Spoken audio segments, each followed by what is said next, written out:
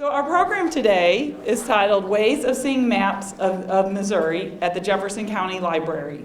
It is being presented by Jefferson College Professor of History, Dr. Scott Holzer, and Jefferson College Director of Library Services, Ms. Lisa Pritchard. Dr. Holzer holds a PhD in American history. For the past 29 years, he has taught history, political science, and the humanities at the University of Mississippi, Alcorn State University, and Jefferson College. In his 25 years at Jefferson College, Professor Holzer has regularly focused upon the role of William Clark as a central figure in shaping the history of the nation and of Missouri. Lisa Pritchard has been with the college since 2004. Collection development, reference services, and public access to information are Ms. Pritchard's areas of specialization. Lisa also serves as the Federal Depository Library Coordinator for Jefferson College and works to promote and provide access to government information. Lisa currently serves on the Federal Depository Library Council that advises the Government Publishing Office on its mission to keep America informed. Ms. Pritchard has conducted research and contributed to reports on the impact of COVID on library services, the role that small rural libraries play in providing the public with information, and the unique way community colleges strengthen the people they serve. Ms. Pritchard is delighted with the way this exhibition of materials brings together local, state, and federal government documents to show something unique about Jefferson County and its place within the early history of Missouri. Please join me in welcoming Scott Holzer and Lisa Pritchard.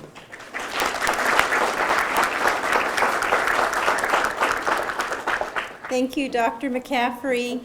Hi, everyone. Thank you for being here. I'm delighted to be here to return to the Friday Speaker Series. You know from the description that we made the discovery of William Clark's presence in Jefferson County. So there's no mystery in our presentation, but what I'm here today to do is tell you a little bit about how we created the exhibitions in celebration of Missouri's Bicentennial of statehood, and some of the discoveries we made along the way, and the different documents that we have here on display for you and in the library, and some of the connections that we made throughout the country and the nation that brought this exhibition together and provide a lot of meaning among the pieces that you can see. I saw several of you were interested in the flood maps. We have more of those if you want to see those, and there are lots of different ways of looking at our county and the landscape and that early part of settlement by Europeans and Americans. Dr. Holzer is going to talk about the discovery that we made and his reaction to it, and he's also going to provide that information about William Clark, his role in Missouri history, and his role in that early part of the country when westward expansion was starting. I think you'll find the information very interesting, and the documents, some very beautiful and definitely very inspiring. So first, a little bit of background.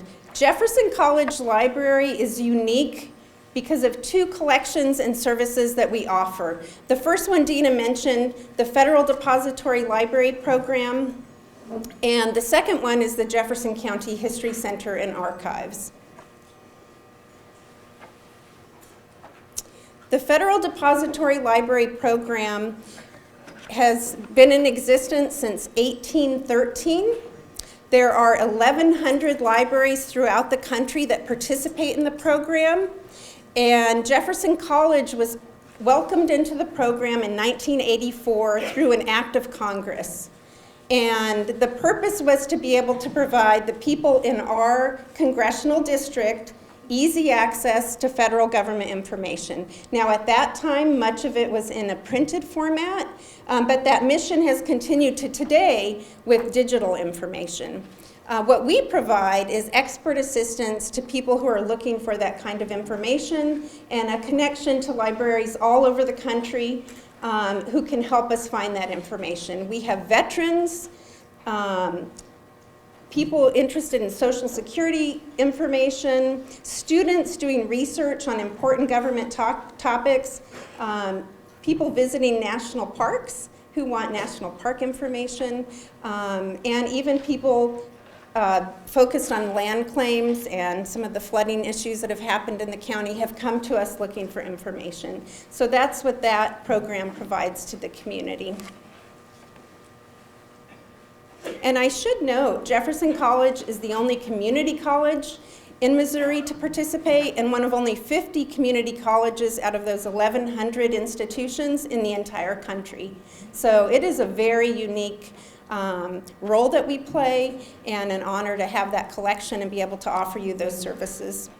So the Jefferson County History Center and Archives began in 1984 when college and county leaders came together because many of the documents were not being preserved that were about the early part of the county history.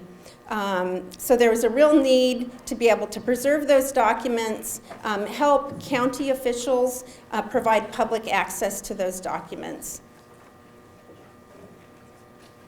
It's very unusual, again, to have an archival collection, such as the one that we have at a community college. And you know, because we are the only institution of higher learning in Jefferson County, it makes sense that a lot of those documents ended up here and that we were able to provide access. Joette Klein, who's at the back table, is the coordinator of the History Center. Joette has worked with rare documents at the Citadel and also at the Charleston, South Carolina Public Library. And if you're interested in family history and super excited about that census release today, or interested in local land history, please see Joette. Do you like how I pass that off there? That's her specialty. So the Bicentennial.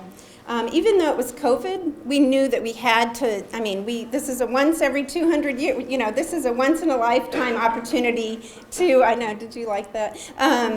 Celebrate Jefferson County. So we wanted to do something, and we decided we wanted to focus on maps from the two collections I just mentioned and try to find a way to bring those maps together and say something about the community. Now, we're not historians, we are professional researchers. It is our job to bring the materials together, try to make some sense out of them, but we are not the storytellers. That's for those of you out there who are interested in the story and for professional historians that might come and use the materials.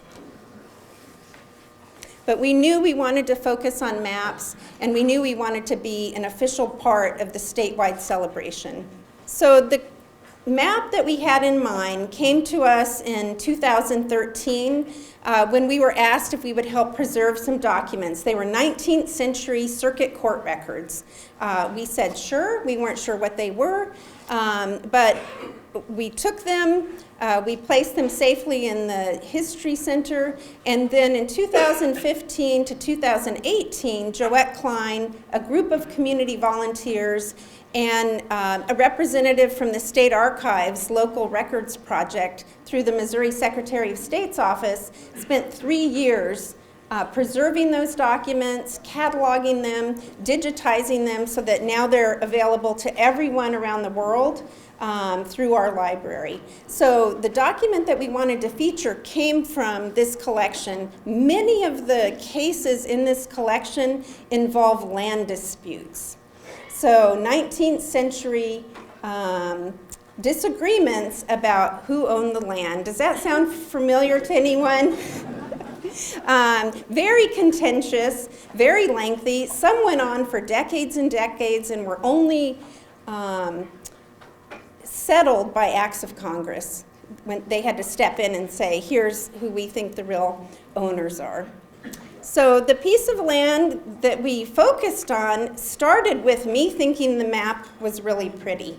So I'm not a historian, I'm not a cartographer, I just thought, wow, this is a beautiful watercolored map, let's learn about it. And boy, did we have a lot to learn about it. It was extraordinary what we found out. And you'll see various representations of this map throughout the exhibit, some of the pieces we brought here. So aerial maps from the 50s and 60s that were taken by the Department of Agriculture to monitor farm programs in Jefferson County. U.S. topographical maps, the watercolored maps that we brought, and all the way up to current satellite images and computer maps. So we decided to focus on this one area as a way to frame the exhibition and learn more about it. So as Joette started researching this map, you can't see it, but in the middle, I've highlighted William Clark's name. And there's a document that we have at the back table that's the case that I'm referring to, but it was that map and the case associated with it that led us to the connection with William Clark. So Joette is sitting in the History Center and she turns to me and says, do you think, it says William Clark here, do you think it's the William Clark? And I said, I don't know, maybe, could be. And I think we should ask an expert to come in and tell us what he thinks. And so this is where I'm going to turn it over to Dr. Holzer, and he's going to tell you what he thought about our discovery and about William Clark in Missouri. Dr. Holzer? I was pretty sure it was William Clark, but I couldn't believe that no one had found William Clark's presence in Jefferson County before. We all were just quite amazed. And then that's when the digging really began, and everyone kind of went off their own separate ways just to find out the littlest piece of information we could on all the people. A person named Hardy Ware, who has a connection to a little community out there on Highway Y.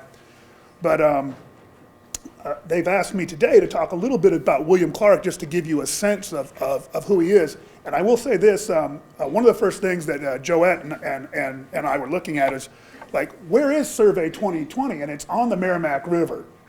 And you can kind of see that little creek at the very top that goes into the Merrimack. That's the Palm Creek. So you probably know this if you're in Arnold. It's right, the telegraph goes right over it, and it's where the boat launch is. And when I found that out, I knew William Clark was involved. At least I couldn't prove it, but he had that sense about what was going to be a prominent place, because that was likely going to be a ferry location. And if you don't know, all the ferries that once operated in this area were run by Frenchmen. Limay Ferry was actually Lamay, L-A-M-A-I-S, and then Tesson Ferry was Tesson. And we just, the daughters and such always married Americans, usually Scots-Irishmen, and they were the ones that had the last say on the pronunciation. So, and most people that moved, it was originally settled by the French, but even at the time of the Louisiana Purchase, there was about 10,000 people in what is today Missouri, and about 75%, 7,500 people, they were Americans. So it was a place that was becoming rapidly Americanized, and that's the thing that I'd like to talk about a little bit, because that's what's going to make this a legal case, because what you're going to get are people that were here versus people that were coming in. So let me just say a little bit about what's behind me. Everyone knows Lewis and Clark from their epic journey to the Pacific. Thomas Jefferson purchases the Louisiana Purchase. He has a secretary in the White House, and it's Meriwether Lewis. And for a long time, he always called it Lewis's expedition. But Meriwether Lewis and William Clark were good friends. They'd met in the 1790s on what was then the American frontier, the Northwest Territory of Indiana and Ohio. Clark was his commanding officer, and they really got along spectacularly well. They're both from Albemarle County in Virginia. And when, they were in the Army together, so they had that too. But when Lewis went to go work for Jefferson, Jefferson was he cut all taxes, and then he cut all spending. And at that time, that included the Army. He cut the Army by 70%. And he gave that really difficult job of firing 70% of the Army to Meriwether Lewis. And Meriwether Lewis turned around and went straight to his old commanding officer and his very good friend and asked for help. And Jefferson wisely gave him one order, and that was, every time you fire a Democratic Republican, Jefferson's party, or excuse me, a Federalist, John Adams' party, you fire a Democratic Republican. Jefferson did not want to make the military partisan. It was a really brilliant idea, but it was a terrible job. And so William and Clark did this, and it really became kind of this dynamic duo. And so when it came time to go across North America, they worked together. And Meriwether Lewis was more educated, more polished, but Clark was really smart. And this map behind you, or behind me that you're looking at, that map was composed by William Clark. He was not a great man of the written word. It's a real famous story that if you read the Lewis and Clark journals, he was not consistent with spelling, which is why we call Sacagawea Sacagawea. And he's probably the worst speller in American history. He spelled the Sioux, which we use the French spelling S-I-O-U-X. He spelled the Sioux 27 ways, which means you have to be spectacularly excellent at being a bad speller. Now, I'm not denigrating William Clark because he's a spectacular cartographer. And the map behind me he made that. The journey took a little bit less than 2.5 years. Most of the journey was going upstream, sometimes 10 to 15 miles a day, pulling their boats up the Missouri River. And William Clark assembled that day by day. It's 98% accurate. It was the map of the American West for half a century. I mean, it is really a spectacular accomplishment. Jefferson always preferred Lewis, but William Clark always delivered. I mean, he really was spectacular. And he was the, I don't want to be cruel, but Meriwether Lewis was a little bit fussy. He was very particular. He was very excellent as well, great botanist, great scientist. But William Clark kind of mediated the tension that he could bring sometimes. So it's a really rare circumstance where you have two men that can be co-equals, and they were co-leaders. Meriwether Lewis made him a co-leader of this expedition. So they come back to Missouri, and he really becomes instrumental in the history of Missouri. I don't have time to go through all this because they'd have to serve you dinner. But he gets involved in the Missouri fur trade. He has, with Meriwether Lewis, he has more inside knowledge of the Rocky Mountains and the Pacific region, and he gets St. Louis. He makes big connections with the French community of St. Louis. His brother, George Rogers Clark, had been the frontier general in the American Revolutionary War, and he had been serviced and provided for by the French communities of St. Genevieve and St. Louis. So they already knew the Clark family. And so when he shows up, he's very, very close with the Choteaus, who had also provided to Lewis and Clark when they were going up river in the Lewis and Clark expedition. So he is as close to the French community of St. Louis as any American. And eventually, Meriwether Lewis he suffered from serious mental health issues, which at that time in the United States, people were incapable of dealing with. He was very bipolar. It ran in his family, and he ends up, most people think, committing suicide. Jefferson and Clark thought he committed suicide. He had been governor of the territory of Missouri, and then Jefferson turns to Clark eventually after the War of 1812 to be the governor of Missouri, and he oversees the Indian removal and such things in Missouri, and really opens up the state. The whole time he is in thick with the French community and lives in St. Louis and still is investing in the fur trade and doing land speculation. This is a famous painting of his work up at Prairie du Chien. He helped remove the Indians in Iowa. It's not necessarily one of our most pleasing chapters of American history, except that of all the people that negotiated with Native Americans, William Clark probably treated them the best. From his Lewis and Clark, the Voyage of Discovery experience, he had negotiated with over 55 tribes and he really understood Native American culture. During the War of 1812, he'd been up in Wisconsin and helped keep the British with their client Indian tribes from attacking St. Louis, which happened in the American Revolution. So it was an important thing. This is very similar to the negotiation that he'll conduct with the Osage Indians, which were a mighty tribe in Missouri. In fact, they tended to tell Europeans what to do. They worked with the French, and they told the Spanish to go back to Louisiana. Now, this map on your left, the only thing I want you to see is the kind of checkerboard pattern that covers most of Missouri and Arkansas. That is the Treaty of 1808.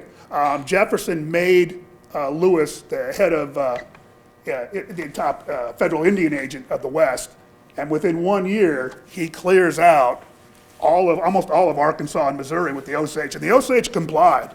That was the thing about his close relationship with the Shotos. The Shotos were essentially honorary Osage Indians. They had families. They had families with the Osage. I don't want to get into all this too much. But he was able to get the Osage to willingly trade. And that gets us to about 1808. He'll become governor in 1813. But apparently this 2020 plot, he will buy it from the original purchaser. Now this is where things get kind of interesting, and I kind of want to fast forward real quickly. In Missouri, if you're not aware, there were Americans who came here when it was controlled by the Spanish. I know we talk about the French all the time, but it mostly was held by the Spanish. The problem for the Spanish is all the European people in Missouri were French. So what they did was they worked and ruled Missouri with these Frenchmen. One of the things the Spanish tried to do when they ruled the place was recruit people to settle it. So they ended up recruiting Americans, which doesn't really work out very well because that's the country that they're going to bump into. They will do this again. In fact, there will be many people Americans from Missouri who will go to a place called Texas and do that. Stephen Austin and his father Moses from the Potosi region. So there are Americans pouring in to Spanish Missouri, run by Frenchmen. And they are looking for big, sweetheart land grants, and they get them. They get huge tracts of land that they don't live on. Now, they're supposed to improve it. They will not improve it. Now, this is a very lightly populated region at the time. The Louisiana Purchase is done in 1803. The Americans don't really take over until about 1805. And so the French are still running it. They're running it for the United States now instead of the Spanish. They're okay with that. Lewis and Clark come in. Eventually, Jefferson installs Lewis, and then later on he'll install Clark as territorial governors. What's going to happen between the Louisiana Purchase and the Osage Treaty that Clark hammered out is all these Americans come pouring into Missouri, and they see all this empty land, and they want it. They want to settle it. This is the way the West was settled. And then they find out that land is all owned by somebody else. And you get this huge, contentious fight, most of the time between different factions of Americans. The group that has the upper hand are the early Americans who are connected to the French in St. Louis. And Clark will be associated with that group. Auguste Chouteau had a brother-in-law named Antoine Soulard. Anton Soulard was the surveyor for St. Louis.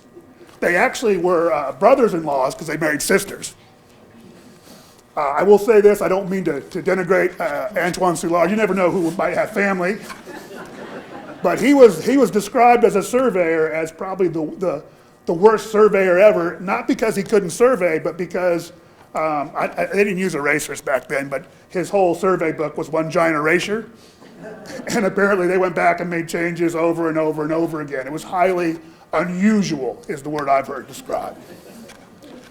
So what's going to happen here is William Clark's going to get, on this one deal, he has many deals, he is going to get himself involved between two factions The Spanish, well, I was gonna say the Americans who moved here during Spanish times versus the Americans who show up and go, what do you mean all this land has been taken? There's nobody here.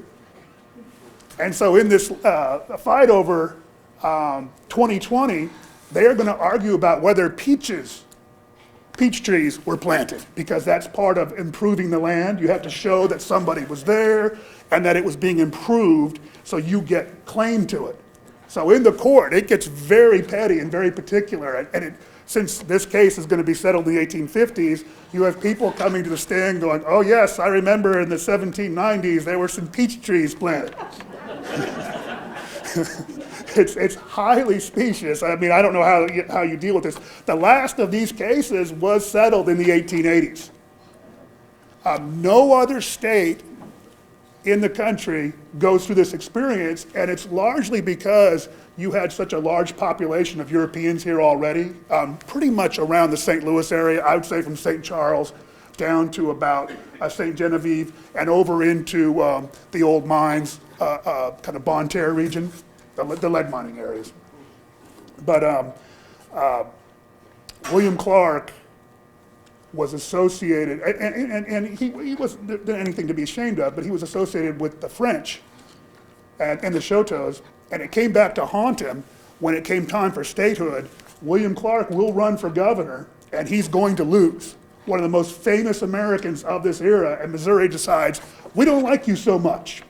And the reason for that was his connection to St. Louis City and the French community, and his connection to the Spanish land grants. He was on the wrong side for all these Americans pouring in. It's a very unusual circumstance. And as I say to my students, it sets a tradition that the state of Missouri generally, when we vote on statewide elections, we don't choose our statewide politicians from St. Louis. It's a dynamic, world-class city, it's a great American city. And if you start running through Democrats and Republicans, it's very unusual to find a St. Louis politician running the state. And I don't blame the French for that, but it starts then.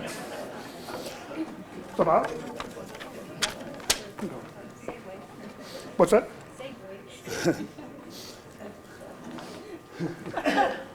I don't know segue. I asked him to give a segue, but evidently not. We did.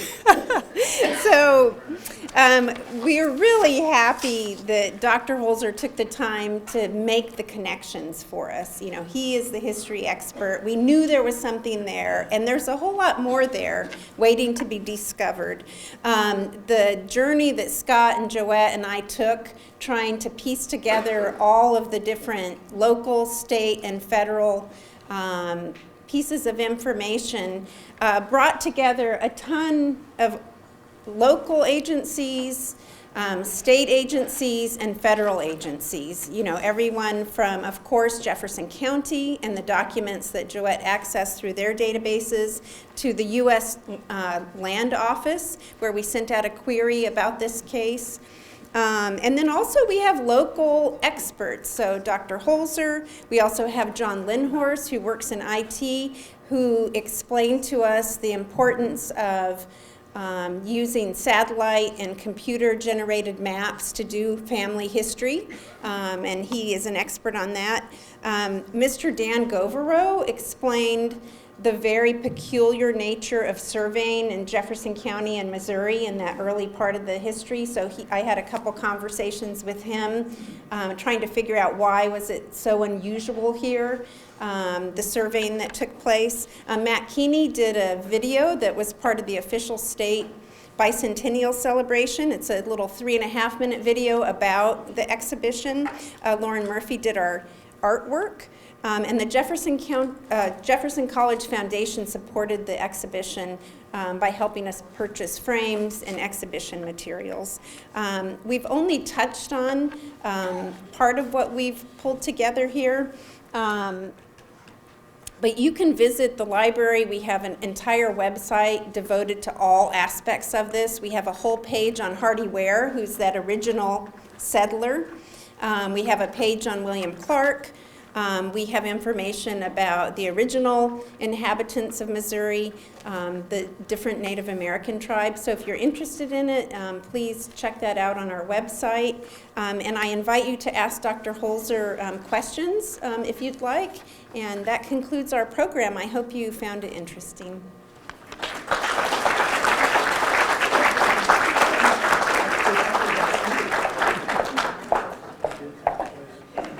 Thank you both very much. You know, one of the great things about being the president of Jefferson College is when I work with not only students all the time, but our employees here, faculty and staff, they get so excited about different things that we're doing. Things like this, you know, in a classroom, seeing that light bulb go on in a student, you know, when they're doing different things for the first time. It's awesome. And I just have to go back, Lisa, this has been, whenever this started, she's in our office or I run into her in the library, I can't remember. And she's like, we've got really exciting news going on in the library. And she's like whispering, there's no one around, you know, there's not 100 people in a room. And she's like, but can't say anything yet. So I'm like, okay, well, like a week later, she's like, Tina, you're not going to believe this. And she tells me what they found and everything. And that to me speaks volumes of what we do here at Jefferson College because, you know, it's about that knowledge and learning, and one little name on one little document leads to so much benefit for Jefferson County, for our students, for the library, and what they've put together with this. So thank you both very much, and the rest of the team that helped you with this process.